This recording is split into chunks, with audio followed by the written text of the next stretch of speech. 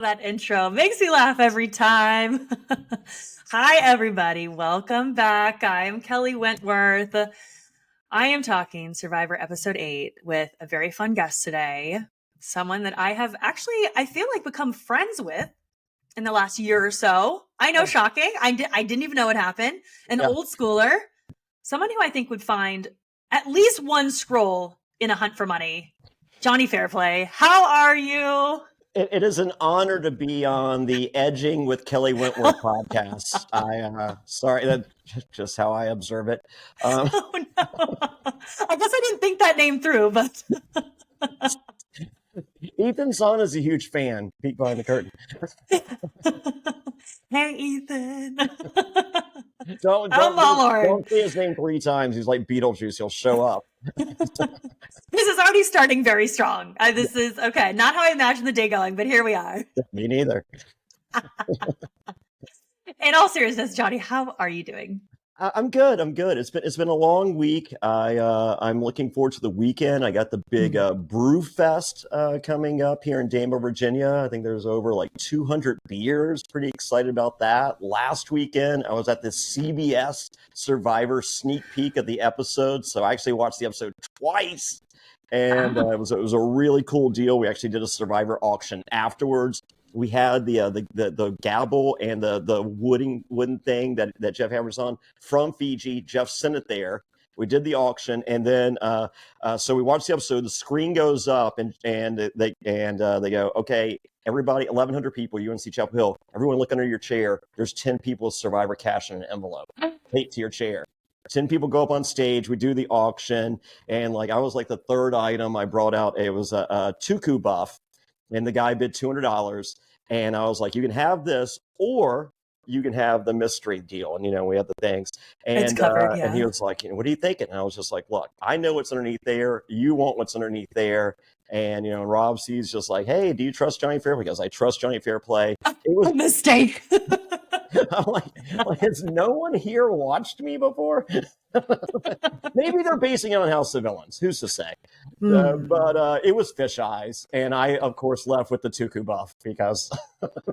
Wait, you didn't? Okay, hold on. Wait, I'm trying to visualize this. So were you just up there helping a fan, or were you actually bidding as well? No, I was so Survivor. So it was myself, Sandra Diaz-Twine, Nina from the Anonymous, Crystal and Sabrina and Jane from Survivor. We were all bringing out auction items.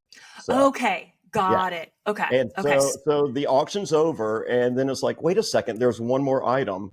Not sure if anyone has any cash left. Not a lot of cash left. Auctioned off the gavel and the piece of wood from Fiji. They lost their minds. The person that got it was super excited? Well, this guy had the most money, and the 2 girls, All Girls Alliance, Teeny would approve. They went in together and got the item.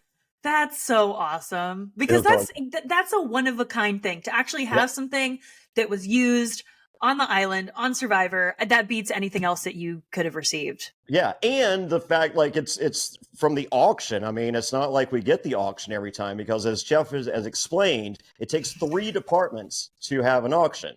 Can we talk about this? Yes. Yeah. There's the art department, to make the gavel, to make the little basket covers. There's the food department, to prepare all the delicious Fiji food. And then there's the accounting department, because for some insane reason, we have to use real money. Now, I'm thinking, Jeff, problem solver right here. How about the art department makes Survivor bucks? And you use that. But they give all the money back. No, you keep your money. If you have any left, you keep it? Yeah, because that's the thing. If this is back in the day and everybody starts with $2,000 or $1,500, whatever it is, I'm leaving with $1,500. Okay, wait. This is Okay, hold on. In my mind, this is bringing up a bigger conversation. Okay, hold on. Well, because Jonny, I haven't had an auction. I've played 3 seasons.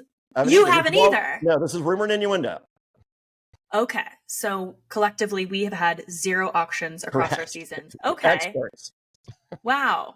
But now they've added the twist in, which I'm not Yeah. Okay, before we get to the twist, hold on though, because I now that you've touched on this, I do remember when the article came out. It was either earlier this year or late last year, and it was Jeff Probst saying we don't have the auction every season 3 departments. Because, yeah, he was saying, I think he was saying we don't have the resources or something like that, and then basically said, we can't get the food. How difficult is it, Jonny, to bring some food in? I mean, you could literally feed these people a bag of Doritos and they'd be happy. Well, I mean, so that just doesn't make sense to me. Well, the Ponderosas, right there, there's so like, back in our day, like when you played, you got voted out and you go to Tent City or whatever. Like Pearl Islands, we had these bungalows. Like each person had their own bungalow with your own bed, TV with DVD player, your own shower, and all that. It was amazing. What? Yeah, it was real. I was only there for one night, so I mean, I didn't. And when you get voted out, your favorite meal is waiting for you, and your favorite movie is waiting on your favorite DVD is waiting on your bed. So I get voted out day 38 of 39. My favorite food is ribeye. They're like, oh yeah, we're out of food. And they're like, how about some spaghetti? And I'm like, I don't even like pasta. Like, what are you doing? and then my favorite movie sitting on my bed. I look at my bed. And there's About a Boy. And I'm like, what the fuck? Like, if you know anything about a Boy, it's not my favorite. I'm just like, because I'd requested American Psycho. And they're like, oh, yeah, Rhino stole your movie. Wait a second. Yes, Rhino broke into my bungalow and put About a Boy there instead of American Psycho. Just to mess with you. No, I didn't think he wanted American Psycho, and he's got shit taste in movies, and he had About a Boy that he's been stuck with for 18 days. That's hilarious. Yeah. I didn't know that this is how it worked. See, yeah. I'm glad I'm talking to you because I love hearing the game has changed so much. Even these little behind the scenes things of Ponderosa. Like, it's funny how it's just evolved. Yeah, and then fast forward to Micronesia, I get there and Ponderosa is tent city. We just have these tents, and I'm just like, what the fuck is this? And they're like, this is the Ponderosa. And so you had a tent with a cot in there. And then we had a big, a common area where, you got food and you could play video games or whatever. So I get voted out and immediately I just grab my cot and put it in the middle of the common area, the inside common area. And they're like, what are you doing? And I'm like, I'm not living in a fucking tent. And they're just like, do you think that's cool with everyone else? I'm like, we can compare resumes. Stop it. Yeah. So I lived in the common area. Because pregame used to be that I don't know if it's the same now, but you would sleep in a tent. Yeah. So it was basically like pregame, but after that, a tent? A tent. What? Yes. So in pregame for Pearl Islands, we jumped off the boat. So our pregame, we did our pregame press. That was in Miami and we were at a hotel. So the picture, the group shot you see of us for Survivor Pearl Islands was Miami, not Pearl Islands. No way. Yeah. Hey. My dog is barking at his own reflection. It happens. That's how this is going. Hey. But fast forward, we're in Fiji now. Yes. And so there's a resort that, Ponderosa is a resort. You go to this resort. So yes, it is. They can't just grab the food items from the Ponderosa? Can they not grab the food items from where all of the crew stays? Again, I'm saying, that the food isn't even warm anyway. Like I see that big burger and those fries. That's not a fresh, delicious, right off the line in a kitchen. But who cares? Yeah, no. None of the rewards are. So that's what I don't understand when that article came out, because they'll do all these other food rewards. Do all these other food rewards. That have hot foods and pizzas and all this stuff, but then they're saying it's too much work for how is it too much work for the auction? I don't know. And then, as I said, the accounting department, I'm just like, okay, I have solved this dilemma. The art department makes like monopoly money. I would love, the $100 bill has Jeff Probst, the $50 bill, Boston Rob. There you go. I'll take a 5 spot. With the Jonny Fairplay, I'll give you the 10, Wentworth. You're very popular. I'll be a quarter. I'm fine with change. It's fine. Doesn't matter. That's hilarious. I didn't know that, but okay. Yeah. Well, but we did get the auction at least, so that was fun. Yeah. I mean, listen, there's just something about people. I did a video on this yesterday. Something about people who are starving, who have an opportunity to bid on food. That it excites me. I like it. I like to see them and then when it's covered. Jeff's like, okay, this is going to remain covered. I love it. You do love it? You like the auction too? I love the remain covered. I don't like the showing of food. So Okay. I am more than okay with all covered because I just like the lottery of it. It's just like either it's great or you're fucked. So, and even if it's great, you can be Kyle and you're still fucked. Okay, can we talk about Kyle? Because I Well, did no, not. before we get to Kyle, Okay. let's talk. Okay. You want to go? Okay. Let's knock out Okay. two quick things. Okay. Okay. Yes. Saul's SSAs. SSAs. Yeah, Secret Saul Alliance. Oh, okay. Sorry, I'm not down with the lingo yet. It takes me a few episodes. Well, Okay. I wasn't ready for Saul to break out cool alliance names out of nowhere. This guy has literally said fart for 3 episodes prior to this, and that's it. I love Saul. I know, but I'm just saying, I wasn't ready for a master's class on strategy from a guy that said fart in episodes 1 through 7. Okay, fair. But what you're excited about this new I love it. Saul? Saul is the player that, like, when we did the precast assess or pre-show cast assessment deal or whatever, I'm just like, oh, let Saul be the guy I want Saul to be, and Saul is that guy. But it took 8 episodes. But what about, like, what do you mean? I feel like the whole first part of the game, he was kind of stuck with Rome.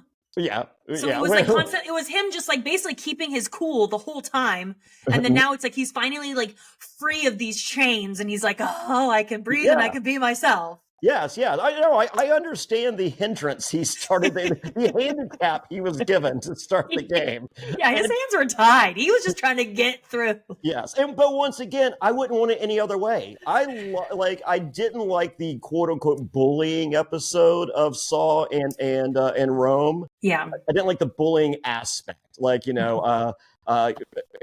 had Boston Rob on the podcast the other day, and as we mentioned on the podcast. By the way. Fantastic. Thank you. Good. But it's no Everyone should go listen. It's no secret. Me and Boston Rob have not been friends for a good stretch of that time, and now we are. But even being friends, it's just like I don't like that version. I don't like the buddy system. I thought it was hilarious on season 40 when he tried to do the buddy system, and they literally told him to go fuck himself. That was never. Listen, that would work with new players potentially. Yeah. That would never work with returning players who are like incredibly savvy and it's like it's just never gonna happen. I don't even think if you're incredibly savvy, it's just like, wait a second, we don't have to do this, right? I'm like, no. Give the middle finger. No. Yeah. So, but I did, like, as I said, I didn't like the quote unquote bullying aspect of it, but I feel like those moments right there are why we love Saul now, just like the first 2/3 of this episode and the first 7 episodes of Andy is why we love Andy on the last third of this episode. Mm-hmm. Okay. Because of his turnaround. Andy, if you will. It's like everything, like especially the first 2/3 of this episode. And we're gonna get to the money here. We will. Anything that can go wrong in Andy's life on day 14 is going to happen to Andy. Like everything comes out Millhouse. But you know what, Fairplay? It's not happening to him. It's happening because of him. So I just want to make it clear, when Andy said, I have eyes, I said, yes, honey, you got them. We all got 2 of them. All right. And yours are working. And then they just cut to him walking literally by the most obvious piece of bamboo. I'm like, oh my God, Andy, Bobby, sweetie. Do you have this amazing footage? Panic sets in, and I just have to tell myself, like, okay, I'm just looking for tubes in the jungle. I can do that. I have my eyes. They work fine.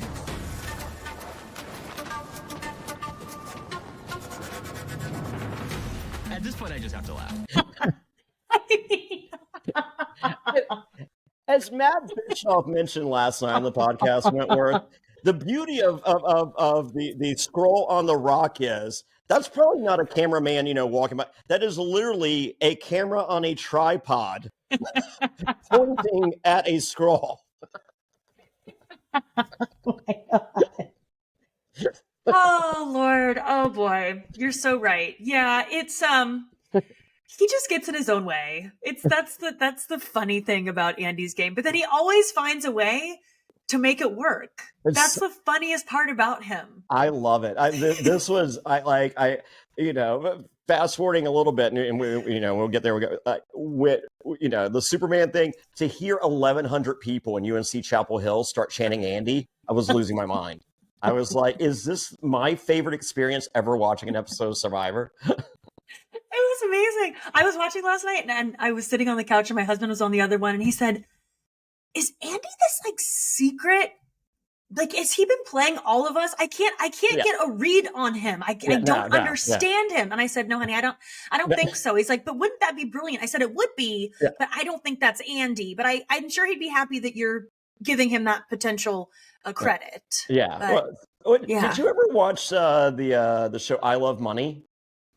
No, what's that? I Love Money was the people from I Love New York and Rock of Love and all those shows. They did a reality competition show, where they had to do these challenges. And on the I can't remember if it was the season 1 finale or the season 2 finale. Season 3 was filmed, never came out because the guy that won put his either wife or fiance in. I think it was two week wife in a suitcase in a dumpster. Wait, what? Yeah. Murdered? Like he murdered her? Yeah, Google search. Yeah. So season 3 never came out. No. I'm writing this down. Yes, no. I Love Money season 3. Yes. No, this cannot be true. Yeah, we'll do a deep dive. It's great. So that never came out, but seasons 1 and 2 did come out. And I can't remember if it was the end of season 1 or 2. I want to say season 2.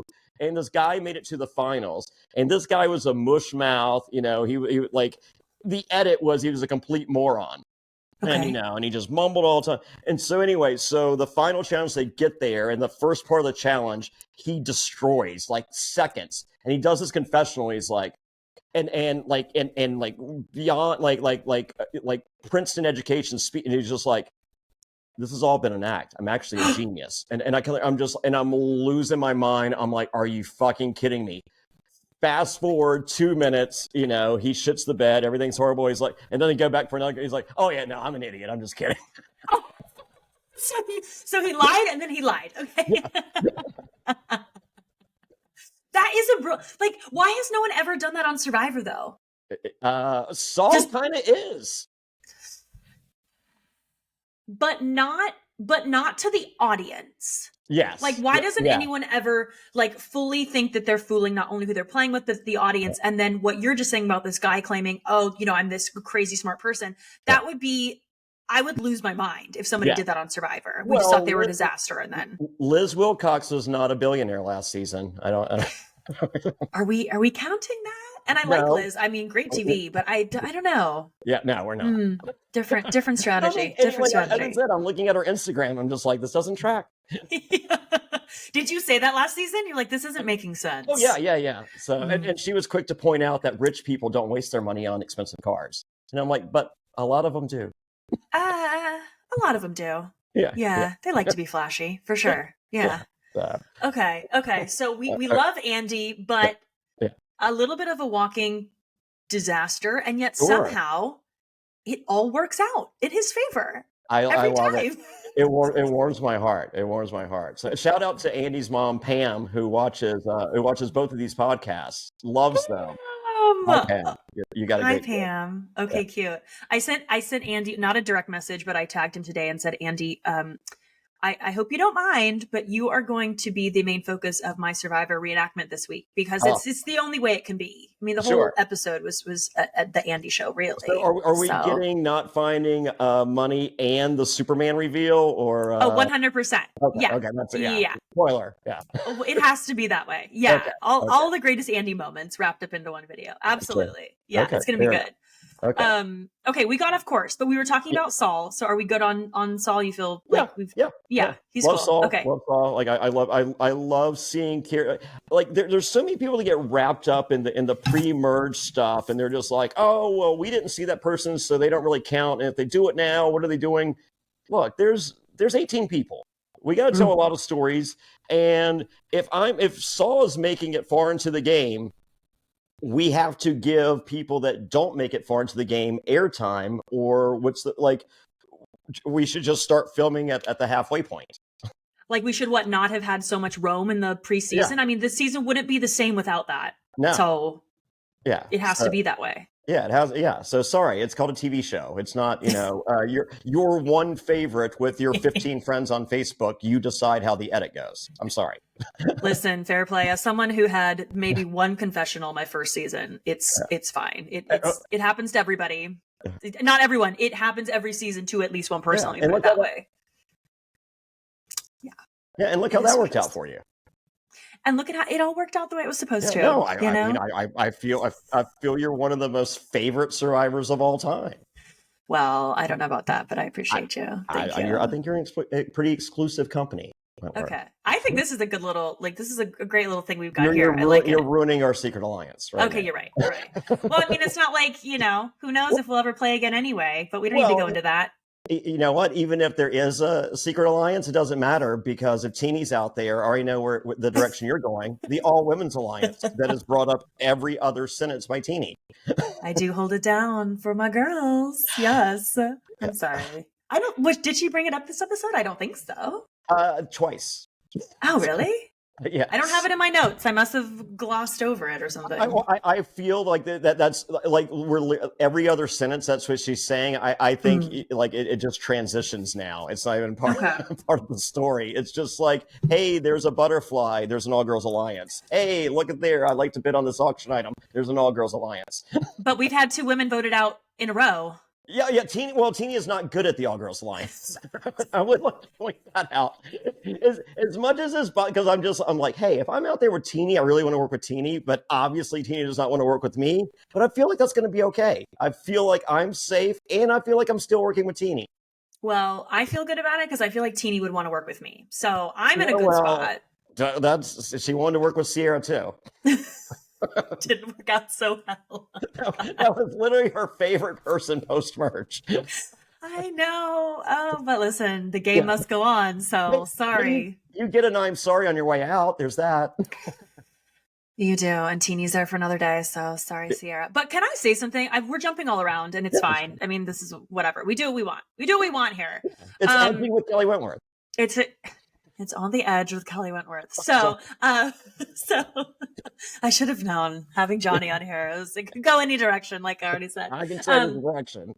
No, I know. No, but I said a couple recaps ago when the Annika vote happened, I said, I don't know if this is a good decision for Sierra because she and Sam are seen as such a tight pair. It is coming from all directions, every tribe. And I'm thinking, this is going to be a problem. And what do you know? 3 episodes later, here we are. Sam and Sierra the target, and Sierra goes home. Sierra has her and Sam to blame, but I think she has herself to blame more than anyone else. A, she could have stuck with the girls. She would have been fine. B, if you're doubling down on that Sam and Andy alliance that you brought to the table, you need to lock that Andy component in. Yes. And she was not. No, she was like kind of making fun of him, like laughing. Yeah. So, no, I mean, I get you work in the little plausible deniability, but at the same time, at least you give the affirmation to the guy. 100%. Yeah. And even if someone's on the bottom, that's the biggest mistake people can make in Survivor. Just because someone's on the bottom, that is who you should nurture the most. Yes. That is who you should keep comfortable because just like we saw, he can shift and go any direction because someone is going to pick him up. Yeah. And as we learned on House of Villains, Richard Hatch is a bottom. Oh, God. Okay, hold on. This really is going in a direction. You not watch House of Villains season 2? I haven't watched this season. I've heard it's very good. Yes. Oh, yeah. Yeah. I think that 30 seconds, he says this. And post the filming or post the airing of the premiere of House of Villains, Richard Hatch's dating life through the roof. Everyone wants to crown the king. That's what I'm saying. I'm hearing that he is doing very well on whatever dating app he is on or multiple. I think he has said that himself, that things it's like thriving. Yes. Wow. Yeah, I know. Good for him. Good for him. I am too. We all are.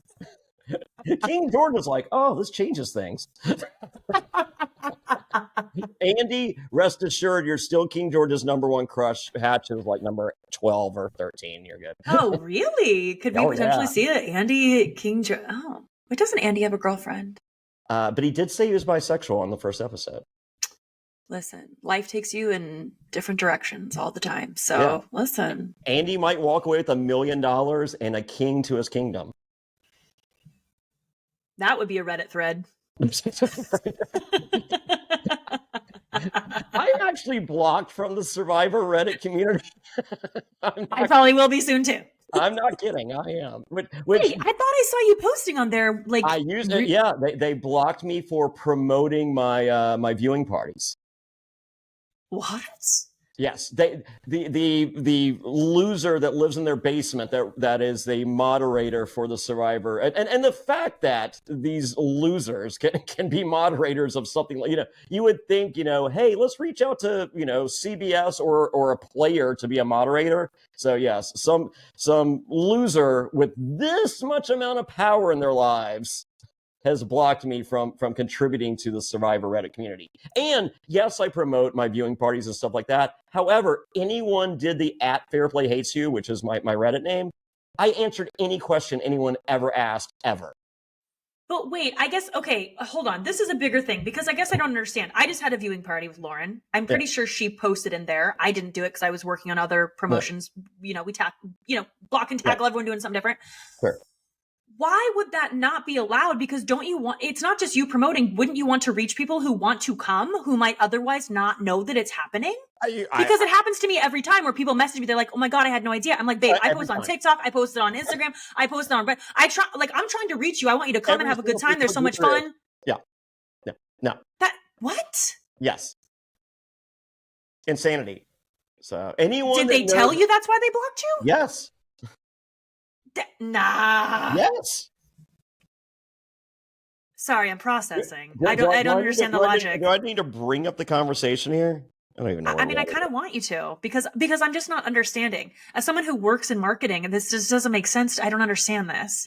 I know. Let's see. Sorry, I feel like we are going off on our own little thing here, everybody. But this is the stuff. This is what's important. This is the Survivor world. Yeah, I don't know how to search on my chats. Is it in your? It's in your messages on Reddit. Yeah. Or is it on Instagram or something else?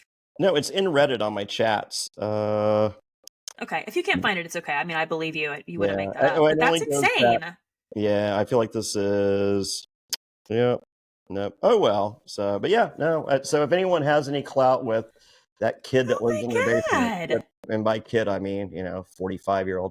Well, why don't you take a minute now? Where are your next viewing parties? Let's do it right now instead of the end. Well, thank you very much. What do you have coming up? Yeah, next Wednesday night, I'm going to be in Durham, North Carolina at Clouds Brewcade, used to be called Clouds Brewing. It'll be myself, Adam Christopher Gentry from Survivor Cook Islands. And even though he's had a couple snafus in the past, it has actually happened. He has taken 2 days off. The king of the first boot, Zane Knight, will be joining me. No way! Allegedly. Rumored innuendo. So that is Wednesday, November 11th, Clouds Brewing, Durham, North Carolina. Tickets available at survivortix.com. That's survivortix.com. And general admission 25, VIP 75. And then fast forward the first weekend of December, I will be at Over the Edge weekend, as we like to call it in the Survivor community, the Edging weekend in Orlando. And it's 125 reality stars there. Really looking forward to seeing everybody. That's actually going to be the start of my new TV show. We're filming right there. Myself and King George. More details to come. But speaking of filming, we're taking the party on the road. They're filming us on our journey. December 11th, we're going to be in Cincinnati, Ohio. Details to come later this week or next week, at the beginning of next week, at the latest. And we're doing a viewing party in Cincinnati. Matt Bischoff will be there, stand-up comedian Wayne Mimmet, who you see on the weekly podcast, and King George will be there. And that is free admission. You have to RSVP, and we have a $50 VIP meet and greet deal. And once again, survivortix.com, Cincinnati, Ohio, Wednesday, December 11th, survivortix.com, Cincinnati. And then the finale, I am hosting the official Survivor 47 viewing party. It has nothing to do with CBS, just happens to be an official viewing party at Jax's bar. You guys know it. He's going to be there too. Jax Taylor from Vanderpump Rules. Myself, King George is going to be there. Rachel Ako, Sugar, bunch of people. So it's the official viewing party, the unofficial after party, and I think we all know what that means. That means the cast is going to be there, but we're not allowed to say it. Exactly. Yeah, exactly. Since CBS stopped doing parties, which whatever, someone had to take it over. So yeah, and that's where we're actually filming the final episode of the King George and Jonny Fairplay show that I can't really say anything about. And once again, go to survivortix.com. You RSVP there. Tickets are free for that as well, and there'll be an email on at survivortix.com. For that particular party, you can email Jax's Bar to reserve VIP tables, and they do bottle service and all that cool stuff. I have so many questions after that. But I'll wait for things to come out. Sure. Okay. Yes. A Fairplay and King George. That's okay. This means Wentworth is keeping me on here 10 minutes after we finish recording. That's all that means. Be like, okay, Fairplay. So when are you talking back? Okay. Yeah. Okay, that's all fun. Good. Yeah. And I love that. Okay, so I won't ask you about the other thing, the King George thing. We can talk about that offline. Yeah. That sounded so corporate. I'm sorry. Details are to come. It's really cool. Okay. Like there's people attached, and once we put that out there, you're gonna lose your freaking mind. I mean, like we have professional writers from like small hint, Rick and Morty. Rick and Morty. Okay. Yeah. Okay. I mean, I'm just small hint. So this is big. Okay. This is big. So wow, right, hey, look at you, just thriving. I love it. I'm Richard Hatch, post health development. So yes, there was an auction, Kelley Wentworth. Yes, let's go back to that. Okay, so good. So you've been blocked from Survivor Reddit. You have parties coming up. Go to the finale, y'all. And especially, I know Los Angeles is. I mean, there's a lot of people there. Get to that one definitely. And if you're in the other cities, go to those. Yeah. So okay, the auction. All right. Can we talk about the format first? Andy has no money. Andy has no money. Well, first, poor Ant. Andy has no money. He couldn't. But don't worry, Wentworth. If there's any opportunity for someone to share, which there's probably none, but if there's only even just one, Andy's good, right? From Sierra. Sierra got now I think she picked Caroline and Gabe because they haven't had a reward yet. Was that the reasoning? Well, the one got a coconut and one got the fisheye, or so. But even all season, because Gabe said I haven't had a reward all season, so maybe she was going off of people that haven't had a reward. Like if you're willing to sacrifice the gotta girl, or not the gotta girls, if that's the sacrifice you make, you lock in the hindrance, as you call him, of Andy. I do think it was a mistake. Big time. Yeah, big time mistake. Big time. Yeah. And it comes back to bite her. But but the peanut butter was good. The question is, do you like, because this is what I need to know. I want to talk about the food. Yeah. Do you like the fact that they all have a different amount of money and you lose your vote if you're the last person remaining with the highest amount of money? Do you like this? Because I'm going to tell you why I don't, but I want to know what you think. So Jeff has said in the past, the reason that he personally stopped the Survivor auction was people just kept waiting and waiting and waiting to bid on items, hope, whatever. And he was just like, it wasn't fun to watch. It wasn't fun to film, I'm done. And I was just like, well, I always still enjoyed it. However, I watch Australian Survivor, which I love. Same. They have an auction and no one's waiting. So I'm like, there is a way to do this without implementing this rule.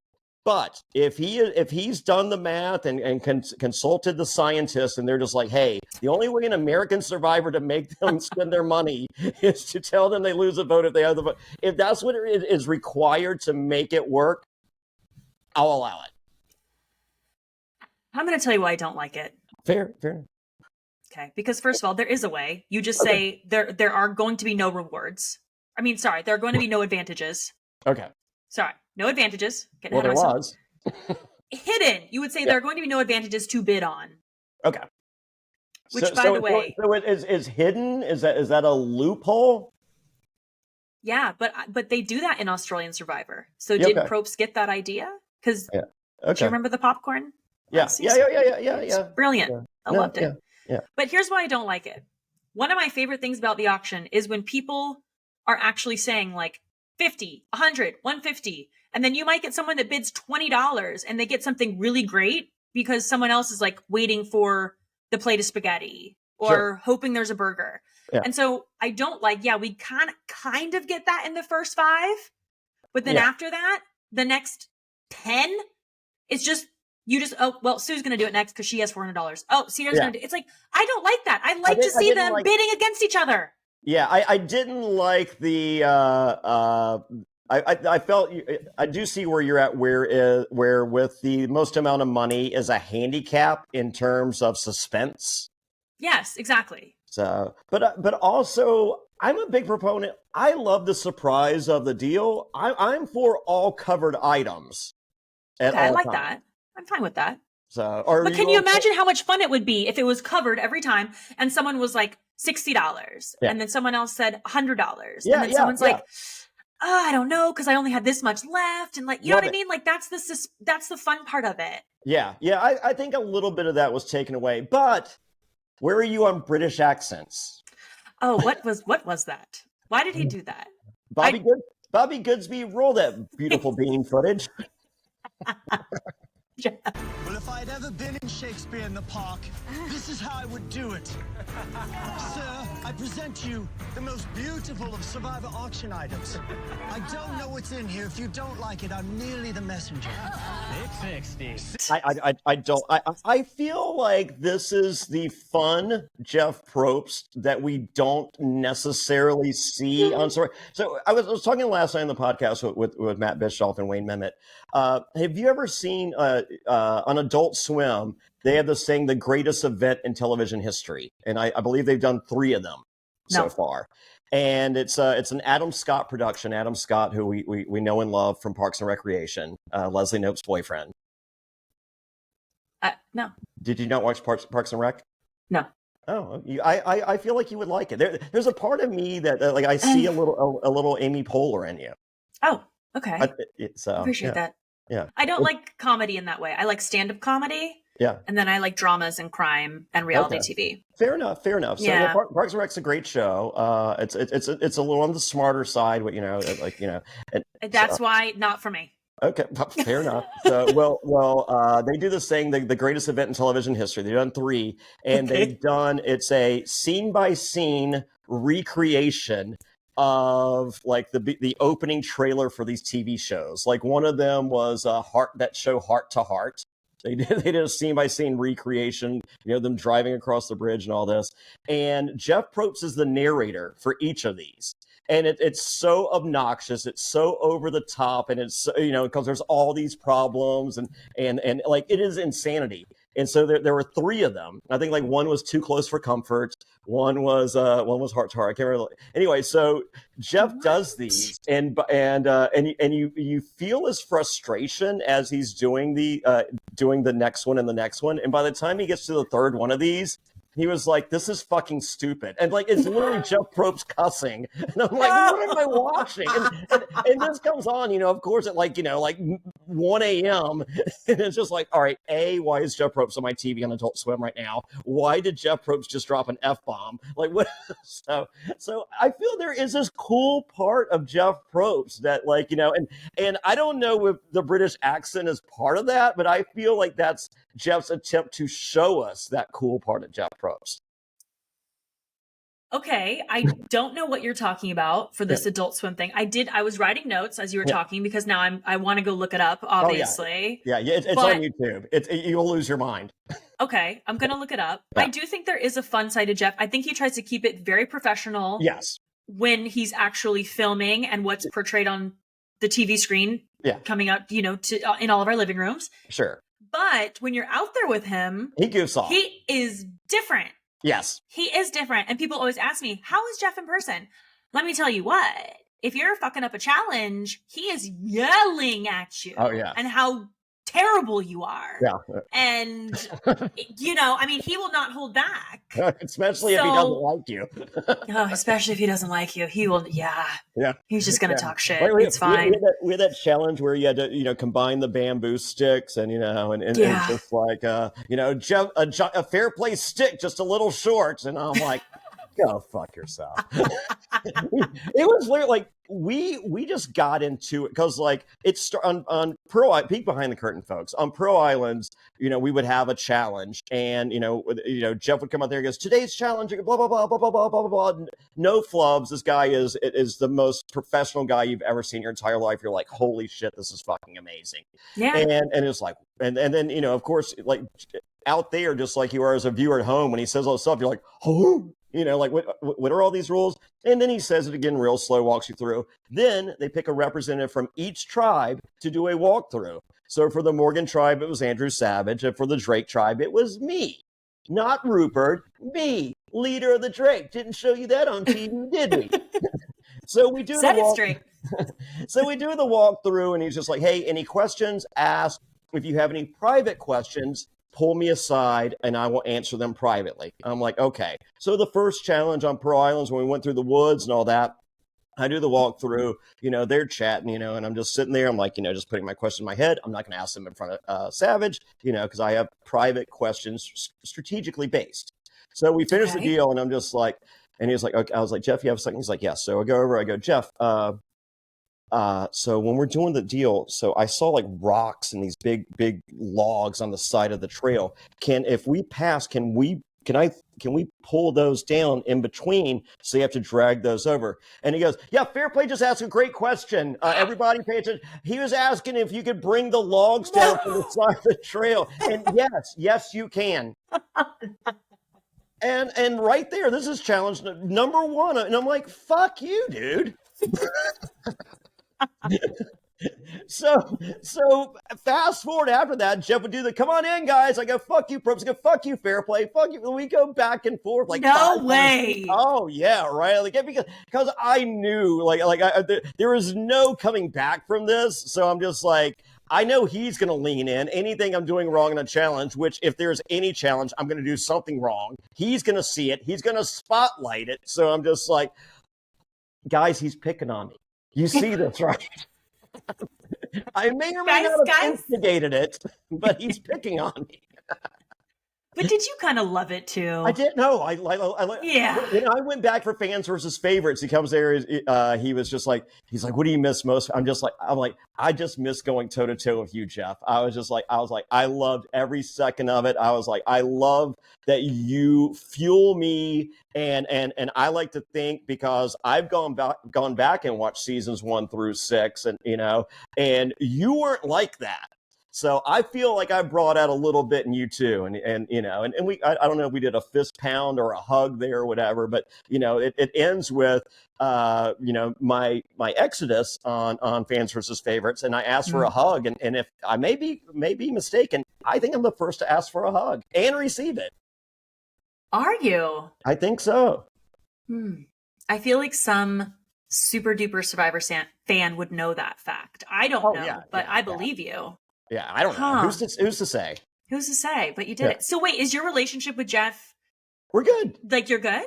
Yes. Yeah. I mean, yes. Okay. So the big article that everyone references that Jeff's like, Fairplay's banned for life, he's never coming back, blah, blah, blah. That article was an Entertainment Weekly article written after the Vanuatu finale. I was on Fans versus Favorites after that article. Okay, so you were cast after an article saying you basically wouldn't be again. Yeah. So I was just like, everything was fine then. And then everyone's just like, well, you said on the episode that, you know, you're leaving for... No, 8 days before I filmed Fans versus Favorites, I was on stage at the Fox Reality Awards with Bonaducci. He threw me over his head, knocked out my front 4 teeth. My jaw was shattered. I had 15 hours of surgery over the course of 2 days. Rhino was literally there with me at the doctor holding my hand for 15 hours of surgery over 2 days, 8 days before I leave, shattered jaw. I get there. I have mouth guards to wear for challenges. But we get there. He does the introductions. He's like, the game has begun. Go find the idol. I go to, we're looking around for the idol. I see the idol. I go to grab it. Yao-Man sees it after me, shoves my head into the side of the boat, and I'm like, I'm done. I immediately go to production right there, and I'm like, I'm out. I'm like, my jaw was shattered. If you look at the pictures, like, the here, I have it right here. No way. I did not know this. So the picture that you see on Fans vs. Favorites of me in the blue shirt, I have my jaw. Those are braces and a wire. My jaw is wired. Wait, so Fairplay, why did you agree to do the season when that had just happened? Because back then they weren't bringing people back often. And if all they had to say was, Fairplay, if you don't do this, we'll put you on the next one. That was never offered. And for the record, I was okay. My jaw was shattered. I was on painkillers up until the moment we started the game. But anyone that knows me, like even my partying days, I was never a pill guy. So that was a non-deal. Okay. But when Yao-Man pushed my head into the side of the boat, I was just like, I'm fucking dead. And they're just like, well, we're not it was a young producer. He's like, well, we're not giving you anything. And then the next day I see James and he's eating a Nicorette pill, and Wait, what? James. And I was just like, what is this? And he was just like, oh, I couldn't stop smoking. So they're giving me, and I'm just like, so let me get this straight. My jaw is shattered. Yao-Man literally just shoved my head in the side of a boat. I'm dying. And I'm just like, can you do anything? They're like, absolutely not. But you, a Greek god of a man, you need a Nicorette pill, and that's fine. So I was like, I immediately went, I'm just like, I'm out. And they're just like, what, are you going to say Bonaducci knocked your teeth out? I'm like, no, I'm not going to put him over on TV. I'm like, I'm just going to say I'm quitting for love, blah, blah, blah. They're like, who's going to believe that? I'm like, the same people that believe the dead grandma lie. I don't care. And so I leave. Doug, who is one of the main producers on Pearl Islands, he wasn't there the first 3 days. He shows up on the Ponderosa on day 4. He's like, what the fuck happened? And I explained everything. He goes, why wouldn't they give you an aspirin? And I'm like, I don't know. And so apparently some heads rolled. So yeah, me and that's Jeff were wild. Yeah. Have you shared that story before? I'm sure you have. But people that want to hear that, and people that don't want to hear that don't. Yeah. That's just wow. So I didn't know that happened to you. That's so what did he re-injure anything, or you just were in a lot of pain? I didn't go. I was still saying, because that was the thing that people were just like, they're like, he asked to get voted out because his wife was pregnant, but it's not like they send you home. No, I did not get, I asked to be, I asked for the vote because, my jaw was shattering. I just wanted meds. I was in severe pain, and they're just like, yeah, sorry. Yeah. So, and they're just like, well, tell the Bonaducci story. I'm like, no, this, that's what that guy wanted. That's why he did what he did. I'm not gonna, tell 15 million viewers, hey, Danny Bonaducci, he wanted that street cred. I wasn't offering it. That's wow. That's wild. So, that's so crazy. Yeah. Shit. It's fine. So everything happens for a reason. I mean, right now, I'm the happiest guy you've ever met in your life. And, if there's not another Survivor out there, fine. If there is, I'm ready. I can tell you this, 3 weeks before filming, I ain't leaving the house. Yeah. I'm not touching the stove. I'm not taking an extra warm shower. Fairplay, are you going to be the bubble boy? You want to eat oven mitts, Fairplay. It will, before every podcast, it will take 20 minutes for me to operate my mouse with the oven mitts. You're just going to stay in bed, eat everything, gain as much weight as you can, I'm trying to press record. I'm doing my best, guys. What do you want me to do? Oh my gosh. Well, I'm glad. Thanks for sharing that. I had never heard that. And that is so, it's just interesting because the audience only sees what we see and what the edit told us, but we didn't know that backstory. And that's why. I'm not that sentimental or romantic, it's just like, he left because she was pregnant and he was trying, it's just like, did I? Yeah. You don't seem that like that type. No offense. Does any of that track So I mean, like, No. she didn't have the baby. Like, she was pregnant while. Like, I just missed a bunch of farts. Is all I missed. It was fine. Listen. Okay. I can't. Am I wrong? No. But did they give you meds in Ponderosa? Yes. Yeah. Okay. The second I got there. Yeah. Interesting. Yeah. Okay. Wow. Yeah. Holy cow. Well, now that we've gone totally off course. There may have been someone on Ponderosa asking me for my meds. Hey, you want to share? People are like getting voted out on purpose, like hear what Fairplay's got over there. There's a big time a cartel drug ring going on. Yeah. Who needs the auction money? Okay, you got your own business going. That's what happens to the auction. They're just like, we need that money to get Fairplay's drugs on the Ponderosa. Yeah. Sorry, guys. I ruined a lot of shit on Micronesia. Oh, my Lord. Oh, that's too good. That is too damn good. Holy cow. All right. Back to the auction. Was there anything I want to know from you of the items that they did show? Well, I mean, we know all the items. What was the one thing where you're like, that was the winner? Like, that was the freaking, I think it was the breakfast for me. No, absolutely. I would not have even bid on the breakfast. Dairy based, your digestive system does not love that.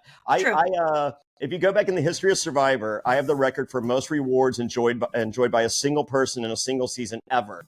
I got I got every single reward except for the shower that the Morgan tribe got. But when I went to rate an item, they let me. They offered for me to use the shower, but I just wanted the shampoo and conditioner, and so I feel like I got that. The only other item I did not get the only other reward of every single reward was the breakfast that Lil and Burton got. And Burton came back. I'm like, how was it? He goes, everything was dairy based. My butthole is a soft serve ice cream machine. Oh, God. Oh, God. Oh. The McDonald's ice cream is working. Listen, going to the bathroom on Survivor is not it. But listen, we survive. When people are like, well, don't they give you bathrooms? Sweetie. Yes. Sweetie. Aquadome. That's, you go in the water and float around and hope it all works out. Yes. So, okay, so you don't think the breakfast was good. Then I think the breakfast was great. I think overall, the burger, obviously because of the burger and the reward or the advantage.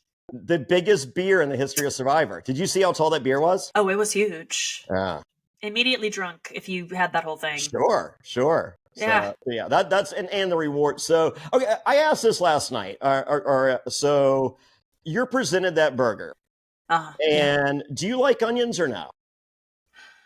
I like grilled onions. I do not like raw onions. I'm you. I'm exactly you. Love, especially a grilled Vidalia onion. You know, the sweet onions, even better. Yeah. Oh yeah. So, but a raw red onion, garbage. No. So don't do that. I was just like, if I was presented that, I would open it up, see if there were a red onion on there, and take it off. And they're like, you can't.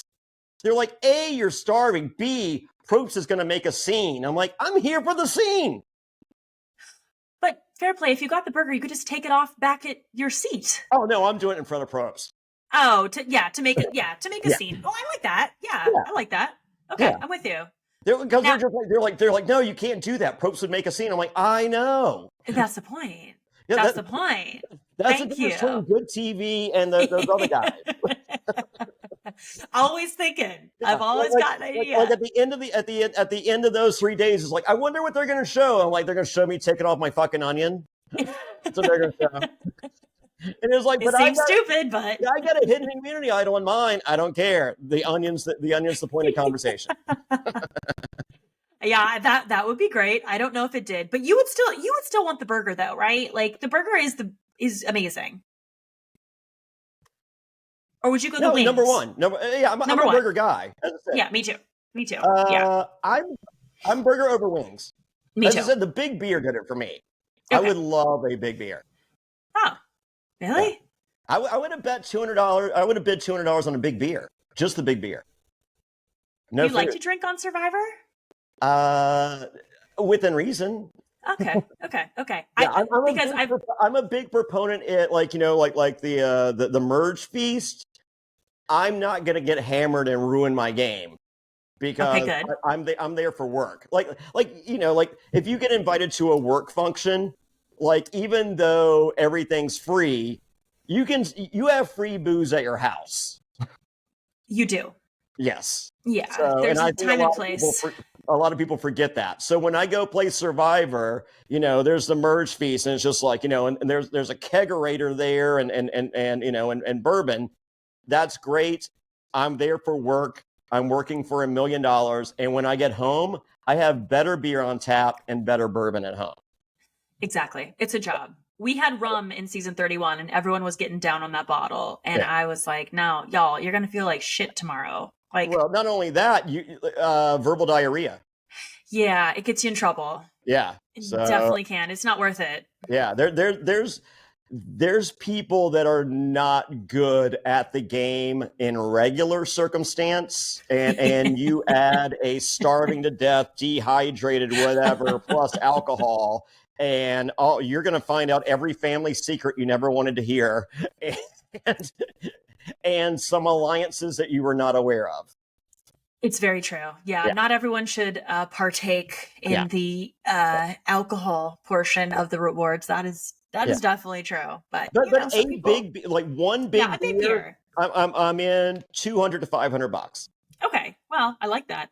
Yeah. Speaking of money spent, I personally thought Sierra's $800 for some chips and salsa. I mean, I get it. Yeah, she was just trying to dump money, and I know. And that's a flaw in the most money left at the end. That's what I'm saying. Yeah, it was fine. That was $200 at max. Yeah, $800 on that, terrible. Yeah. So let's get to Kyle. Okay, let's talk about Kyle. Yeah, okay, vegan for 6 years. In recent history, switched over to vegetarian to open up his food options just in case chosen to be on Survivor with limited airtime. Listen, I'm fine with it. The issue I had here and what I don't understand is and it could have been because of how much money he had, but it is such a gamble to go for something that is covered. Yeah. Like, what? Oh, I mean, what do you expect? Yeah. And you knew it's Murphy's Law. Well, of course. Yes. So of course. Regardless of what, I can't believe we didn't see like a bad edit cut of them removing that one and putting that one after he. So bad.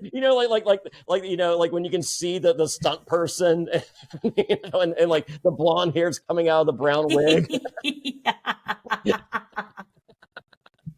So true. I mean, I was literally waiting for that cut. So, because we did have a bad edit, and because Rachel's she goes, I got the clue and quickly shoved it down my bra, and I'm like, oh, Rachel wears a bra around her waist. Around her in her pants, yeah. There was some weird editing back at camp too, when she was getting it, but we'll get to that. Yeah. I think that wouldn't it be kind of a fun element to add in, because Sam wanted to buy Gabe. I thought it was Sam wanted to buy the item off of Kyle. Yeah. Well, Sam was like, Probst. Because Gabe would that be kind of a fun element? I think Gabe and Sam. Okay, but let's say Kyle got it and he's like, I'm a vegetarian, I don't eat this. Wouldn't it be more fun if Jeff was like, okay, you two, you have the veggies, I'm gonna take half your money, but yeah, if you two want to battle it out, someone can bid and you can get that might be kind of fun. Or if you two want to battle it out, I just happen to have a challenge right here: the grub worms. That's what I'm saying. And Sam versus Gabe is much more, of a competition. Yeah, then and it's ruining their taste buds for the, so if you're Jeff, it's just like, yeah, you got me on the chicken wings, but you're tasting grub worms with every bite.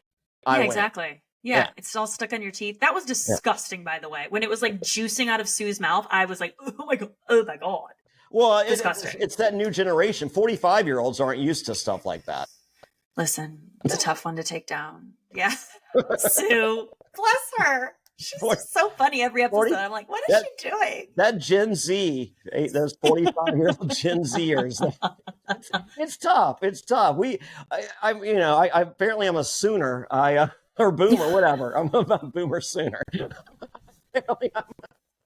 Apparently, I went to Oklahoma. Yeah. I apologize, Virginia Tech. Oh, please forgive me. Yeah. It's like, Oh, yeah. The grubs were disgusting. yeah. Wow, All that right. was So the nasty. Kyle thing. All right. Okay, back to Kyle. What's your eating philosophy? Because I saw, because Sam is very picky, and I saw that you two are a picky eater, but I am. you're not a vegetarian. No. Yeah. Okay. If you No. were, and if you let's just say you were practicing vegan for 6 years, you open it up to vegetarianism. Out there, are you willing to sacrifice everything you believe in for a plate of chicken wings? Yes. Okay. 100%. But Kyle has eaten meat before because he said he used to love this. So yeah, it's been 6 years. My thing with as Wayne Mimmet stated on our podcast last night, the protein was probably the difference maker in that next challenge. However, there is no way his body agreed with that meat. No. That is immediately, my husband and I both agreed, like that is not going to end well. And if you saw near the end of the challenge, there were still so many wings left. I don't think he had that many. I don't either. So, and maybe it wasn't enough to do that, but I feel like even a little bit of meat for a 6 year practicing vegan / 2 year, whatever, I think it's going to do some damage. So I think so too. You're either throwing up or they're going to get you on the other end. One of the two. I mean, worse than the macaroni and cheese, which is kind of surprising because I know that did not end well. Yeah, the macaroni and cheese, everyone's just like, oh my God, I love it. I'm like, I love macaroni and cheese too. Not out there. When I get home, there is great. And of the items, that literally looked like one of the best macaroni and cheeses I've ever seen, and plenty of it. But I think that was the gift of the Magi. I don't think the fact that there was so much of that macaroni and cheese was a friendly thing. Okay, listen. Macaroni and cheese doesn't always sit well with me, like in the comfort of my own home. Sure. So yeah, I don't think that mac and cheese would sit very well with me after not eating. Well, I guess they ate the day before. Yeah. Because day 13, day 14. Day 14, Fairplay. Yeah. Oh my God. And who had on their bingo card a Edgar Allan Poe reference by Jonny Fairplay at the 1 hour mark? Get to the Magi, kids. Look it up, you Gen Zers. Sue, I'm talking to you. You're like Saul talking about the Karate Kid. Yeah. And they're like, the one with Will Smith Jr. or whatever. No. I don't know who that is. Go Google it. Yeah. It's Jonny Fairplay, reality TV icon, Survivor Hall of Famer, and I'm talking today about Work Money. Work Money is a non-profit organization that focuses on lowering costs and raising incomes for all Americans to make American life more affordable and American families more economically secure. They provide products, services, perks, benefits, tips, and tools to help members improve their financial lives. It's time to level up and make more money in this economy. We're talking getting rich. Now, this sweepstakes is giving away $50,000. You can use this to pay your rent, your mortgage. Imagine what you can do with all the money that you'll save. Now, this is put on by Work Money, and this site has all these sick benefits, and it's free. Go sign up right now and get more rich. Now, listen, you can change your life. Now, what would you do if you didn't have to pay your rent or mortgage for a year? Listen, sign up right now for free. Link is available right here in the show notes. Check them out. Personally, I'd get more pinball machines. I'm Jonny Fairplay. I wouldn't lie about that. It's Work Money. More money. Okay, are we good with the auction? Because I wanted to talk about Rachel and the advantage. Yes, absolutely. Okay. So she gets the advantage. You're right. They said, "Oh, I put it in my bra." She put it in her pants. Like whatever. But right? when she actually does retrieve the idol, and she does her post retrieval confessional, she pulls it out of her bra. Okay. Well, then there was some editing, sneakiness going on there. Sure. Did you like the idol hidden like this? I personally thought it was great. I thought it was fun. I wanted to see how she would do it. I did think there was some editing here to make it look harder than it was, because they didn't really show There's a reason they didn't show everyone in the shelter. Yeah, they didn't do that shot that does like starting here and come around. Exactly. So I saw Kyle when she was sawing it. I saw Kyle, but I didn't see everybody else, and they were only showing shots of just like 3 people here, 4 people here, and so I thought, probably maybe it's not the entire tribe, but I'll allow it. I'll allow it. I get it. As long as it's more than one person sitting there and they're not asleep. Yeah. I'm fine. It makes for a much better conversation. Like, what does it really change in the whole grand scheme of things? It doesn't. Yeah, we're making a TV show here, folks. Don't let a few facts get in the way of a good lie. Just embrace it for what it is. But I loved it. I thought it was fun. Anytime there's an idol around camp, I'm a fan of that. Like when they put it under the flag in Australian Survivor, Simon thought it was in the cookie jar and it wasn't in the cookie jar. Oh, wow. And when they, you know what I mean? When they have to dig or... Yes, that one. So anything at camp where you could get caught, I'm a massive fan of. I think it's really fun. So I was like, yes, I'm here for this one. My fiance keeps the butt idols in the nightstand drawer. Nope. By the way, guys, Jonny is sick right now, so he may or may not be. I don't even know what he's doing over there. Not in his right mind. Or is he? Who's to say? Who's to say? Good Lord. It's been a week. Okay. Okay, so watch one episode. I have literally only seen the finale of my season. Pro Islands, my claim to fame. It brought me to the dance. That season, not necessarily that episode, obviously. But I've only seen that episode twice. I've seen this episode twice. This is like probably one of the only episodes in the history of Survivor I've seen twice. Well, thank goodness it was a good one, and it wasn't like you were painfully sitting there watching it. Because... I think it was the best episode of the new era. You do? I do. I liked. I thought Saul at the beginning was fun. I love the auction. I'm a sucker for the auction. Same. I love the Andy mishaps, and then we're about to get to the Andy becoming Superman by way of Clark Kent, and then I will give moment of the game to Andy with the Superman deal because I loved it. I just thought it was beautiful. For someone that has no heart. Soft on me here? I cry? I'm getting old, Kelly. Oh my God. It's like I see a tear about to come out of your eye. You're like so proud of him or something. What's going on? I'm almost 45. Did you start counting backwards? No. Yeah. I actually don't know how old you are, so. Yes, I'm 50. Oh, you are? Yeah. I'm 50. You look great. Hey, fair play for 50, and as he's 50, and it's a pretty long hashtag, but fair play for yeah. Are you starting your campaign now? Oh well, I don't know. I'm putting it into the universe. I'm hearing stuff. I am too. Yeah. I mean, we're not going to say it here, but yeah. I don't. I've had my suspicions. Yeah. Oh yeah, no, I'm hearing stuff. I don't like what I'm hearing, but it's so early. So early. I mean, season 40 was one thing and became another. I know. I was called for that season. And I was changed. Too. I was the first phone call. Oh, shots fired, folks. That's right. That was on the bad list. Did they tell you at the... Yeah.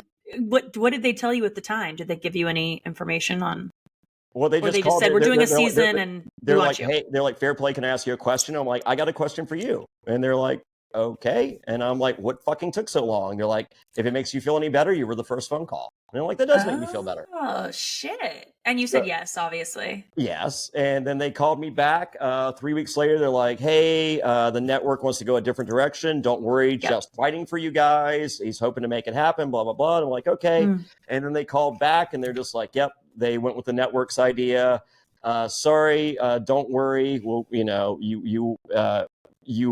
we understand your interest and know that we will consider you for a future season. I was like, well, I want to throw this out there because I don't know what theme that you guys went with. However, if it's all women, I identify as a woman today and I will sue you.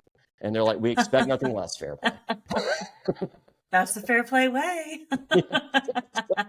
So the rumor and innuendo with season 40 was rivals and was changed to winners at war. So whatever idea is being floated about right now. That could easily change. But I mean, because like, what are we talking about filming? May of next year? We are talking about, yes, May of next year. Yeah.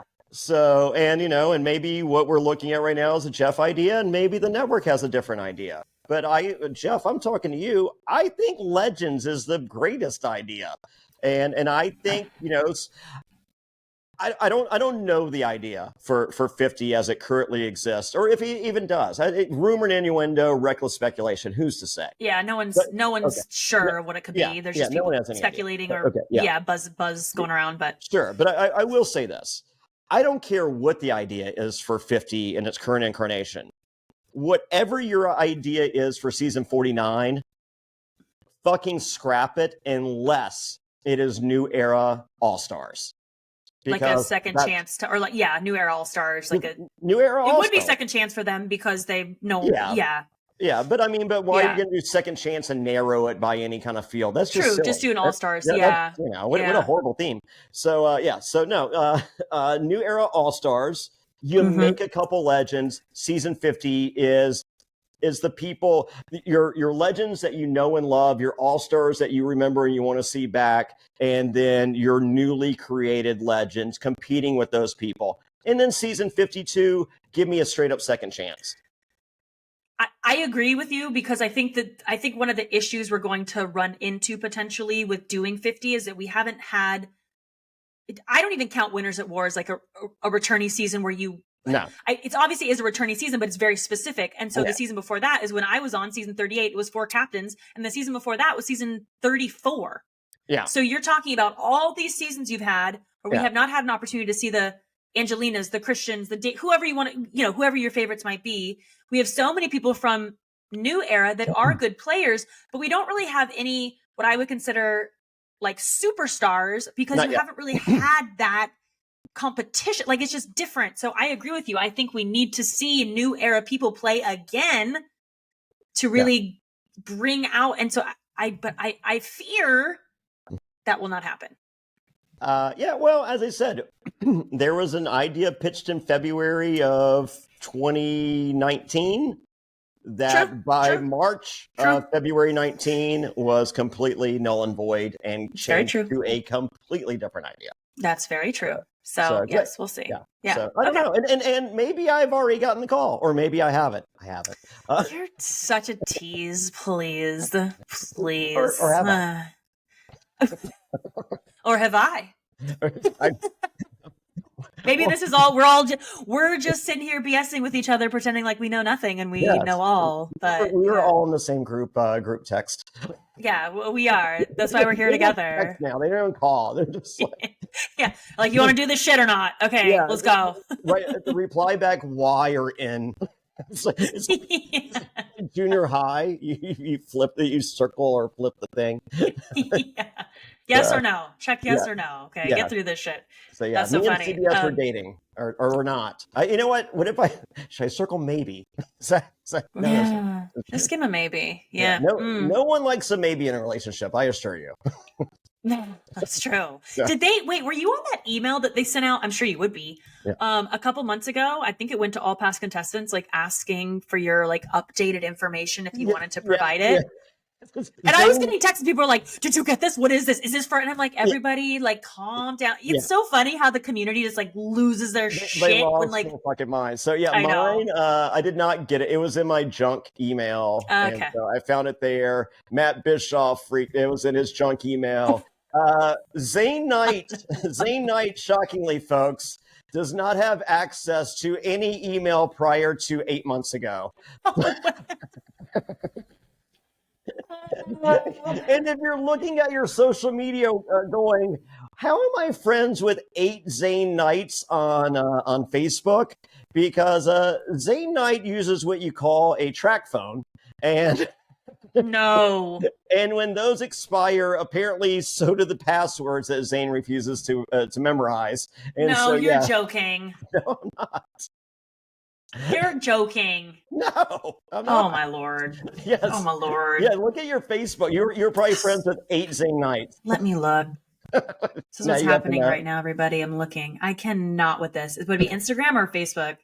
Well, Instagram, I think he has 3 or 4. I think Facebook, he has Let's like look. 8. Oh So, my Lord. yeah. Survivor Insta- Zane. That's one. Oh my God. Here's 2. Oh, it says Zane Knight. Old account got deleted at 50K. New account. Stop. Here's another one. Zane Knight. He has multiple. Oh, he posted the viewing party on. Oh, this is from March. Stop it! I cannot right now. Yes. Oh, Zane. Yes. Oh my God, here's another one. Oh, that's a different person. That's a different person. That's a different. Oh no, here's another one. Stop. If you don't know me, I suggest you tread lightly. Stop it. Yes. Oh, this is from 2020. I'm dying right now. Okay, listen. I can't. Wow. Do you know Zane Knight's 2 true loves? Cigarettes and Well, I don't know. More specific, Newport Lights. Okay. And Wu-Tang Clan, obviously. Okay. Oh, Yeah. listen. So things are looking up. Okay. Things are looking pretty Millhouse. Okay. Everything's coming up from Millhouse for Zane Knight these days. Oh my Lord. Okay. Zane Knight would have definitely tried to get the hidden immunity idol from the tarp, but maybe not so smooth with it. Oh, wow. Zane's going up. Hey man, can I just get that lighter real quick? And let me get one of them cigarettes. But I need the lighter to undo the thread. How about one of them cigarettes too? Very No, creative. menthol. No, you don't want menthols. Oh, I can't. What a character. Shit. We don't get him like that anymore. So No. I think Kyle's the closest. And yeah, I don't think vegans smoke Newport Lights. I would guess not. I don't want to know, but I would guess not. Although, I got money on it. You know, Yeah. you got money on it. Okay, good. Yeah. How do you feel? How do you feel about the immunity challenge and Kyle winning 3 and putting a target on his back? I think he already had a target on his back. I think if he hadn't won this time, they were coming after him. I mean, like we saw the early conversations when Teeny's bringing up she wants to do an all-women alliance. I don't know if you caught that. I love Teeny, so I will not talk shit about Teeny. I love Teeny too, but you're kind of pushing me away. Yeah, it's a little too strong on the all women's. Okay, I get it. I mean, you threw it but she's out. not holding. Teeny's not holding to it. That's what bothers me so much. I'm like, Teeny, you threw it out there. You broke it immediately. Let's walk it back a little bit. Okay. And then it's like, hey, let's do the all women's alliance again. Okay, and so it's just not working. Like, I mean, I think in the history, possibly in the entire history of Survivor, I have Teeny as top 20 most lovable. I am obsessed. I said this with Kelly. I'm obsessed with Teeny. Something about Teeny is so endearing, warm, and just you just want to be friends. She's a Care Bear. 100%. Teeny is a Care Bear. You want to hug her. She's amazing. Yes. But don't tell me that if I'm out there with my Care Bear friend and my Care Bear doesn't want to play with me. I mean, that's literally what she's saying. She's like, hey, go play with your G.I. Joes. And I'm like, all right, well, you know what? Sometimes you want to cuddle. To be fair. You can't cuddle a G.I. Joe, Kelly. They go in your ears and they break things. To be fair, I mean, one of the most iconic alliances in all of Survivor history was all women's alliance. The Black Widow Brigade. Yeah. You can't blame Teeny for trying. Yeah. It's not working. But you can't blame. Yeah, no, I mean that was amazing. I was there at the beginning of that for 3 days before all that stuff happened that we talked about. Yeah, stuff that happened when it's okay. Whatever. Shut up. It's fine. Once again, my life is wonderful. I'm very happy. So whatever happens. Have you seen House of Villains? That was a very good show. I did watch the first season. Yeah, yes, it's great. I did. Season 2, completely different vibe. No, I'm excited. I want to watch it. I've heard it's fantastic. I want to watch it. It's great. So I peeked behind the curtain. I just did the podcast for tonight's episode because some people are nice and send screeners. Listen, Fairplay. Why can't I know? What's the deal? You know what? I'll send you the email that you need to because I included your name in the email. Maybe I just need. They don't. I mean, they don't like me. Well, they don't like me either. Okay. You were just invited to an event. Well, maybe they do. Who's to say? Getting back to the email thing. That wasn't for that was to invite you to viewing parties. That's all that was for. That's what the email was all about. What email? Did you email me something? That all the survivors got with your updated information? Oh, it was for the viewing parties. Yeah, that's what I figured because it said where do you live and would you? Everyone's they're like, oh my god, they're calling us all. Season 50 is going to be 200 people. I'm like, is it? 379 people. Oh wow! All right, it's like Squid Games. Yeah. Oh my god. Well, Figgy should do great. Wait, Squid Game Survivor might be fun. I would do Squid Game Survivor. I would do that for Squid Game, and I'm just like, oh god, never. Are you kidding? Like, I got the very generic email for Squid Game, but stop it. Yeah. Like, no. I have difficulties sharing screen time with 20 people. Yeah. I get it. Yeah, right? So, I get it. Yeah. Well, what were you looking up? I don't know. We were talking about Kyle, and then we just keep getting distracted because it's okay. It's our podcast. We do whatever. We do whatever we want. Yeah. Edging with Kelley. Oh, good God. Okay, so Kyle got 3. Yeah. But this is his 3rd one. Yeah. Sue. I mean, listen. 45-year-olds can win immunity. Damn it. Yes. Yeah. And Sue got a prominent edit. Going into the merge. We've gone 2 episodes in a row with very limited Sue based on the copious amounts of Sue coming into the merge. Very quiet. I agree. I think a lot of people are banking on a Sue final 3 that are walking that back right now. I wasn't seeing that. I did feel Sue got a lot of airtime because of the ridiculous paint idol situation that continued into the merge episode. Yeah. But there's not really. I love Sue, by the way. I think she's amazing. I think she's been hilarious. Sue, we do the 45 thing. I think you're great. Yeah, we're just teasing. It's just all in good fun. But I wouldn't say game wise. I don't really know what she's doing other than being close to Gabe and Caroline. And even in the last vote where it was just the Blue Tribe, she wasn't really a significant part of it, which that's not good for like a winner type situation. No. So. No. So. No. Okay, what do we have? Should we go to the vote and wrap it up? Yeah. Or is there anything else that we got? We got the greatest moment in the history of the new era. What do we miss? Bobby, roll the greatest moment in the history of the new era. Oh yeah, Andy. Thank you. And now I'm at the merge. And I'm getting a lot cooler, and like I don't need to wear these freaking glasses anymore, and I could be the Andy that I believe myself to be. Oh, Andy. He's Superman. Yeah. That's a pretty amazing edit. I mean, it is. Imagine being Andy watching the first 7 episodes going, well, this has been a little shaky. It's been a lot, yeah. Uh-huh. It was cute. I mean, I think given the fact he ends up getting out someone that he wanted out, it ended up. It was cute. I liked it. I loved it. I said, there's just something about me that I don't like a lot of people or a lot of things. I don't.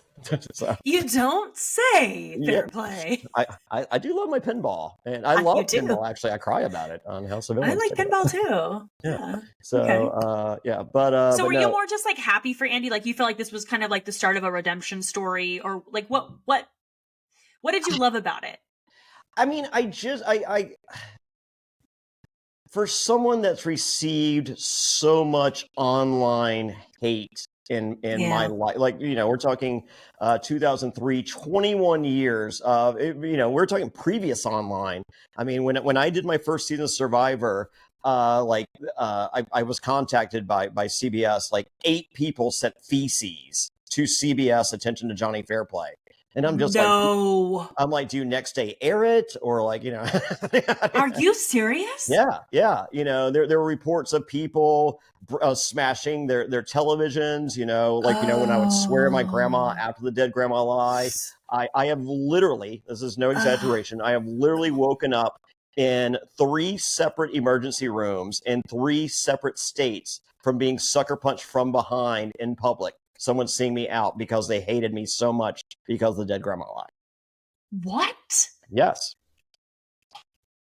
And this was back in 2003, 2004. Early 2000s, yeah. Yeah. And that's then, wild. And then fast forward to the advent of MySpace and then, of course, Facebook and Instagram. It started to grow. And then, COVID hits, everyone's stuck at home. They're binging television. And every day I was getting 5 to 10, I hate you. I hope your family suffers, all these horrible things.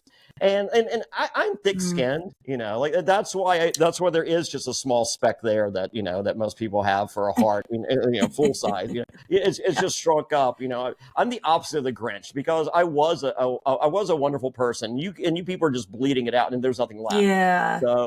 So for when I see the online stuff, I'm glad Rome's gone and he was horrible and he does, and I was just like, for your dislike of Rome, have you felt yourself going, this is one of the most enjoyable seasons in 7 seasons of Survivor, and maybe it's because that guy that you don't like is there and you're rooting against him and that's giving you a vested interest in watching the show, and B, the first episode after Rome's gone is the flattest episode of the season. It's true. And, and so the stuff I'm seeing, the anti-Rome stuff out there and, and in conjunction with that, there was tons of anti-Andy stuff out there.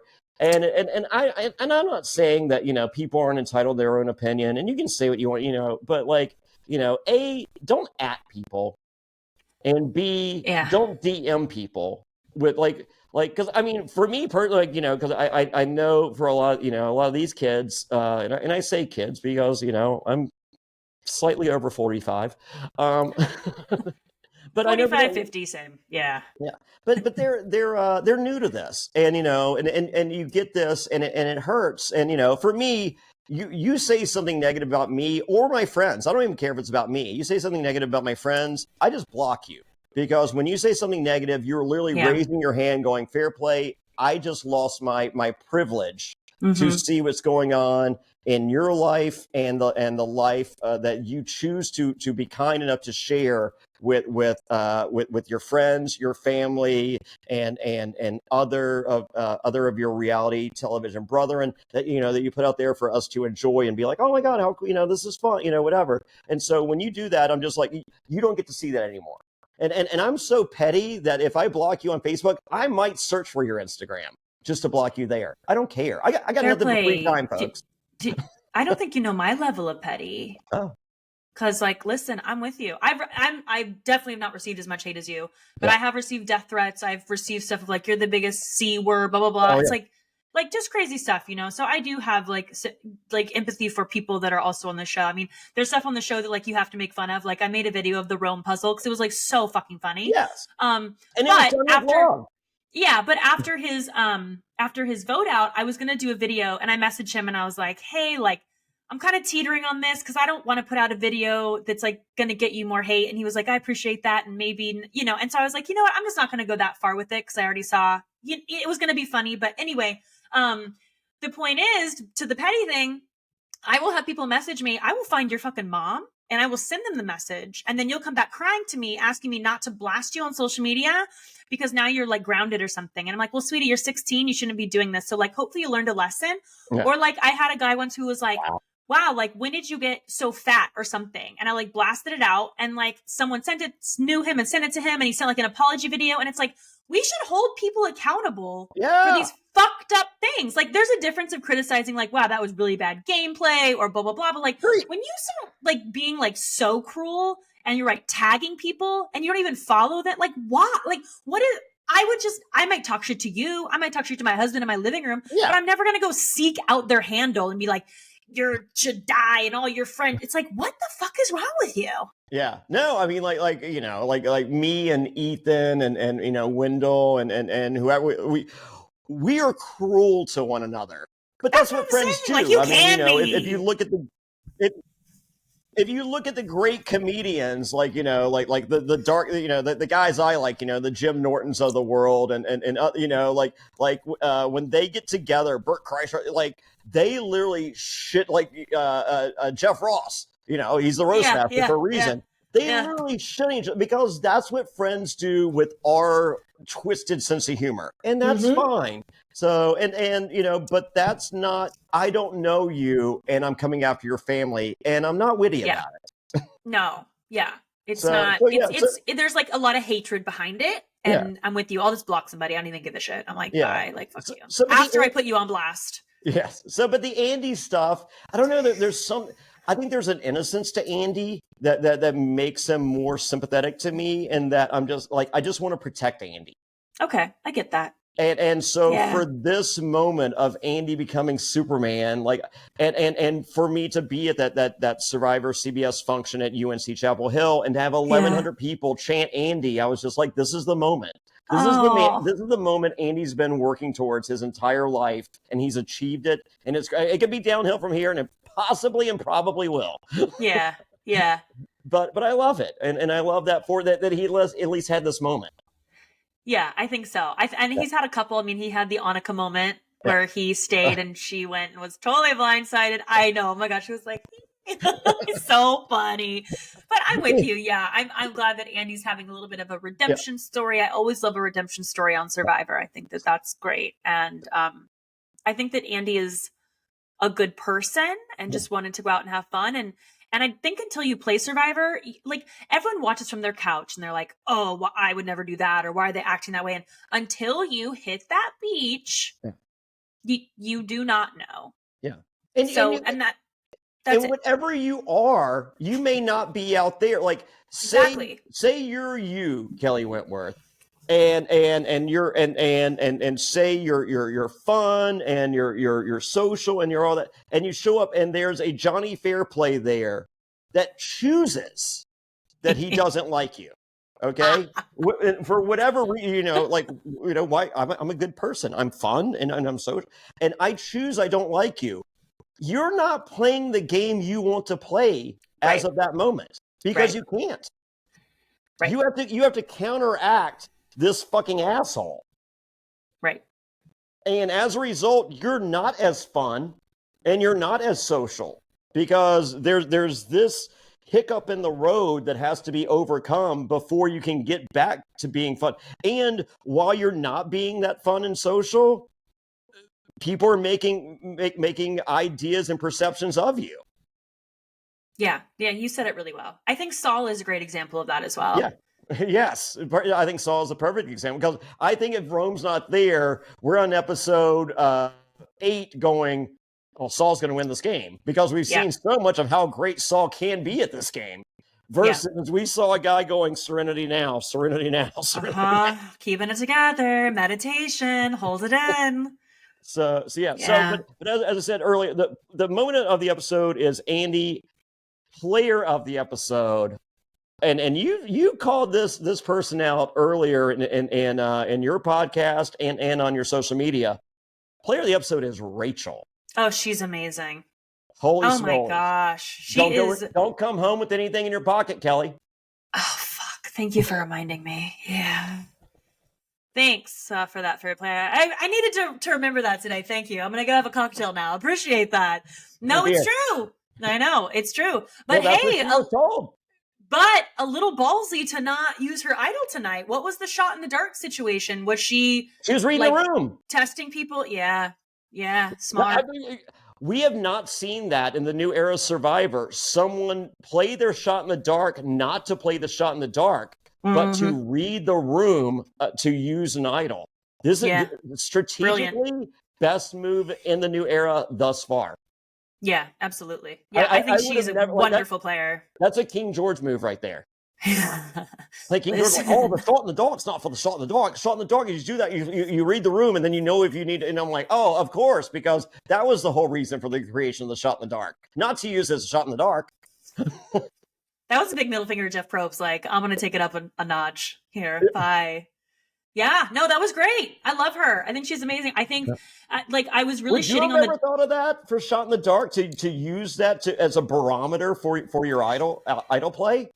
I can't say sitting here right now. I feel like when you're in the game, you have kind of a different mindset. Yeah. So I could sit here and say like, yeah, I would do that, or no, I wouldn't. But I feel like in the game, you're really aware of.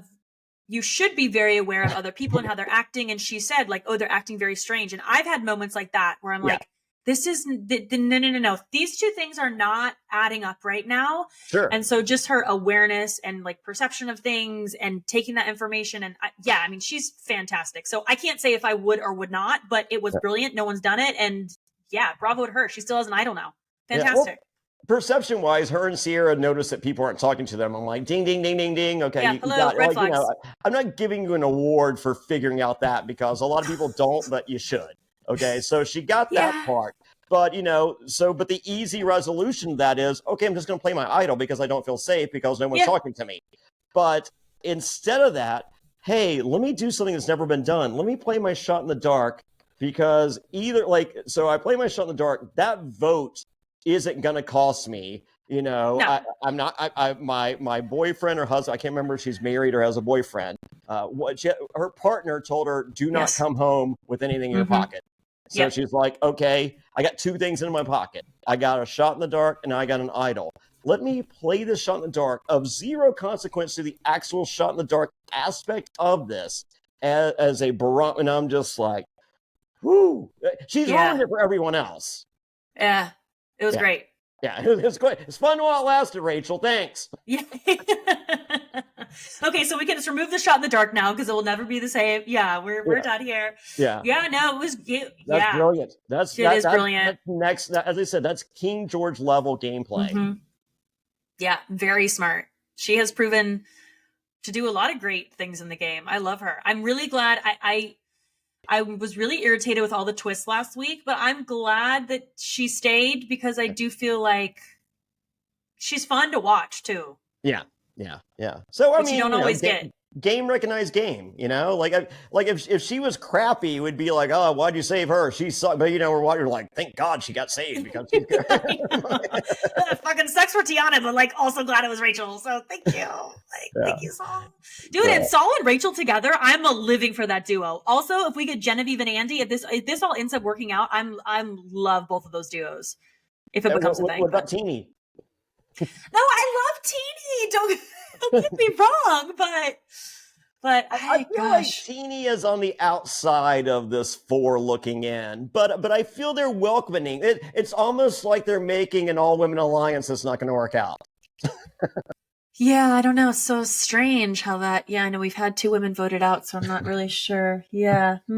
Yeah, very interesting. Very interesting. Yeah. All right. Well, Sierra goes home, and the beauty of this, if you're Andy, you have forced Sierra's hand into not only you getting voted out, but forcing you to vote out your send a vote against your number one ally.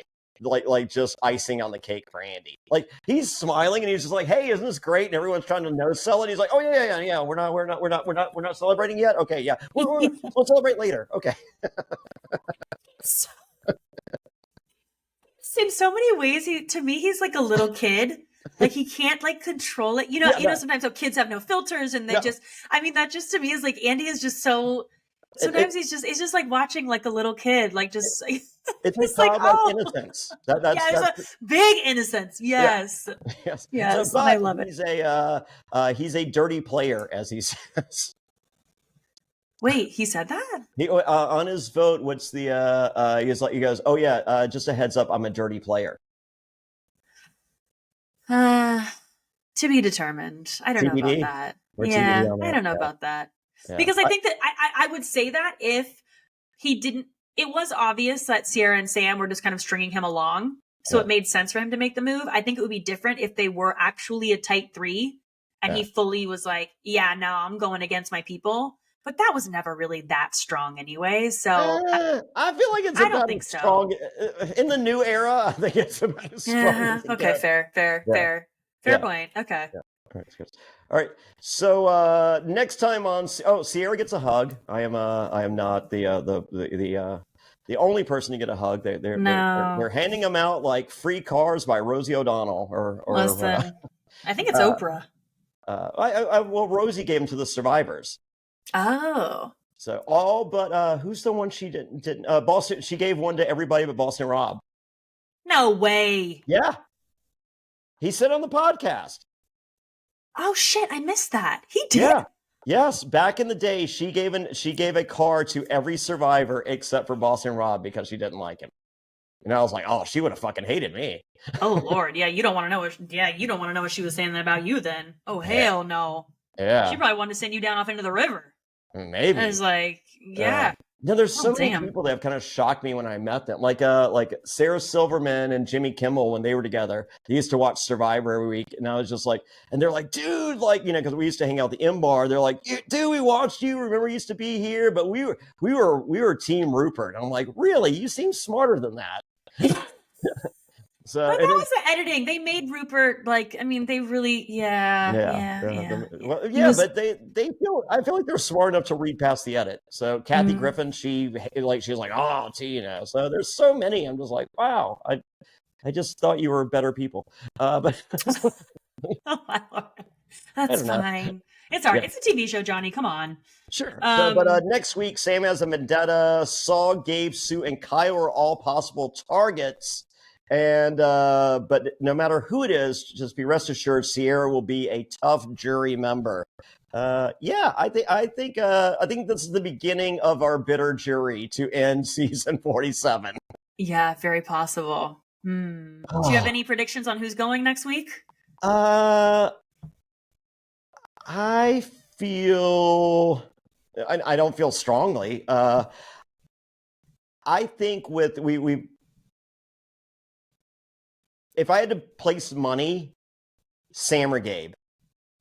Okay, I was going to go Gabe or Kyle. Kyle's in the If Kyle doesn't win immunity, I think it's Kyle. But I think Sam might self-inflict some damage upon himself. Okay. I think he's a little riled up. In his attempt to get revenge, potentially, he may sink his own ship because So. I think he only has himself to blame, so sometimes you just gotta look in the mirror, Sam. Come on now. But I'll have plenty of watermelon for you at Ponderosa. But I'm still scared of the fact that Sam still has that dead idol. Oh yeah, good point. And I think there's a reason that it was continued to be referenced and that he didn't play it, and it was acknowledged that he didn't play it. I think Andy's gonna get fucked with this dead idol. Okay, because Andy didn't know about the idol. Sierra knew about the idol. Yeah. Oh, she's gone. She's gone. Did Rachel know about the idol? I can't remember. I thought he told everyone on the damn tribe except Andy. I feel like Rachel knows about the idol, but Rachel's not overly forthcoming with information. Like, even though Saul saved her and she's a member of the SSA Alliance, agents, she hasn't been forthcoming with telling Saul that we're aware of the idol that she's procured. True. And would she also not feel the need to share the information to Andy, who's in this potential new foursome, about Sam's deal either? So, and once again, player of the episode, this episode, Rachel, even if it burns Andy next episode, a smart player is a player that doesn't fucking gab. No, listen, I will die on that hill. I feel like keep your advantages and idols to yourself. It's just so much more powerful. The more people know information, like the less power it has. So keep it to yourself. Say we're out there together and we're friends. We're like, you just ruined everything in the beginning of the episode. We're if I have an idol, I'm not sharing the information with you, and I don't expect to share the information with me. No, absolutely not. But I will use that to protect you. And after the fact, it's just after that happens, you could be like, Fairplay, you had the fucking idol. Yes, and we had this conversation on November 7th, 2020. Yeah, I would not burn you with this. I would protect you with this, but I won't tell you about this, and no one should, and you shouldn't either, and that's the whole deal. So, I agree. Yeah, but I feel like good players respect that. Yeah, respect good play. So yeah, as I said, if I can show you that I use this to not only protect myself but to protect you, it's cool. And the fact that good players, they don't fucking tell this new era. I don't think there was a single idol that no one didn't know who had like every single person knew. It's just like, hey, found an idol, everybody come look at it, touch it. Should we share it? Yes. No, it's not shareable. What are you doing? Yes. Stop it. Yeah, they just run. They can't help themselves. Yeah, I think Marianne is the only person that actually kept an idol a secret, and she never played it, and then announced it at Final Tribal. I think she's the only one. Yeah, and won because she didn't share a secret. Exactly. Yeah, so weird how that works. But as much as I love Andy and I want Andy to, what's best case scenario for? I feel, as I said, this is a nothing but love from Andy coming here, and Pam, I love you too. Andy's mom, shout out. Best case scenario for Andy, 0 vote, final 3. Yeah, I don't see any way that Andy wins. Yeah. Anyway. I mean, I'm just like, maybe you take Caroline to the end, but even Caroline's going to probably get the Tukus. I just don't see the problem. I think for Andy is that even if he is the person who's driving the vote outs, I don't think people will see that because of his game up to this point. I just don't. And there have been players like that where they actually have been behind a vote, but other people get credit. I just don't see a situation where people are going to be like, oh, wow, Andy was this crazy mastermind and all of a sudden turned it on. Like what he's saying he's going to do to the audience, I don't think the people playing with him are going to see it like that. And do you think Andy explains it as eloquent as needed for a final jury as well? That's part of the problem too. Yeah, if he were to come out and do the thing where you talked earlier, where all of a sudden he's like, oh yeah, I was playing all y'all. Like I actually fucking know what's going on the whole damn time. Blah blah blah. Like that, I just don't. I cannot see that happening. People to cheer for me opening a coconut with a machete. It was my plan the whole time. Andy, don't be lying, honey. We love you, but stop. Yeah, no. Ask John Lovett. He's not here. It's fine. Yeah. Oh, wait a second. He's got Obama's number. He can talk. I ruined his game. Stop. I don't see any situation where was getting rid of John Lovett. Yeah. I knew you were going to be the narrator of the season. I'm like, no way. You will not be the narrator. You're not getting the screen time. No. Yeah, we will have Caroline for one uncomfortable narration every episode and be reminded she should have been on Big Brother. She's a funny one. Yeah, I can't quite make out. I think my winner pick right now, well, gosh, I would love a Rachel win, but I'm just obsessed with Rachel. Sure. I think Genevieve is a great player. Okay. I'm going to say it right here. I think a woman wins the season. Okay. I could imagine. All right. So where are we at with Teeny real quick? So Teeny, like we got this lovable edit throughout and I don't know if it's falling off or not, but I still kind of see Teeny in that final mix and I feel like Teeny's likable and we're already seeing the beginning of a bitter jury. Does Teeny win just because they don't hate her? It's possible. She could ride that middle kind of road of like making decisions, but not. Remember when I pitched the All Women Alliance? Yes. Listen, if it's an all women final 3, then maybe it worked out. We're gonna find out. No, let's say it's guys, and it didn't work out. It was not her choice, and there's the jury is mostly women. Yeah. I don't know. I think Teeny's an interesting one because I think that Teeny is a prime example of like a good social game. Yeah. I would love a Saul win. I also love Saul. I'm scared Saul. I think they're going to figure out Saul's not an idiot in think so too. 1 to 3 episodes. Yeah, I think so too. Yeah. So yeah. I think Sam, no chance. Gabe, no chance. Caroline, no chance. Sue, I thought an No. early favorite based on the last 2 episodes. Subtract her. So Yeah, I think we have Genevieve, Andy, Teeny, Teeny, and Rachel. And Andy, a 0 vote final 3 woman winner. I'm cool with that. Yeah, I think so too. And there's Cool Kyle, but yeah, Kyle. Sorry, no, Kyle, I can't see Kyle winning. Kyle, you're gone next if you don't win immunity, or the next episode if Sam digs his grave. This episode, you go next episode. But yeah, I don't see Sam winning either. Yeah, no. Yeah. So that's okay. All right. So if it is women and Andy, we're woman winner, more than okay. Yes. Andy winner, we're fine with it. It'd be quite the redemption story. I would have to see the rest of the season. Yeah, I can't. You can't right stand now. that yet. No, we're not. That's no offense. I just don't. I can't. I'm not. I'm not there. Yeah, yeah. No. I would need to see a few more calculations in the sand, and a few more flashbacks, yes, and a few more Superman, and a few more, everything. Yeah, that's okay.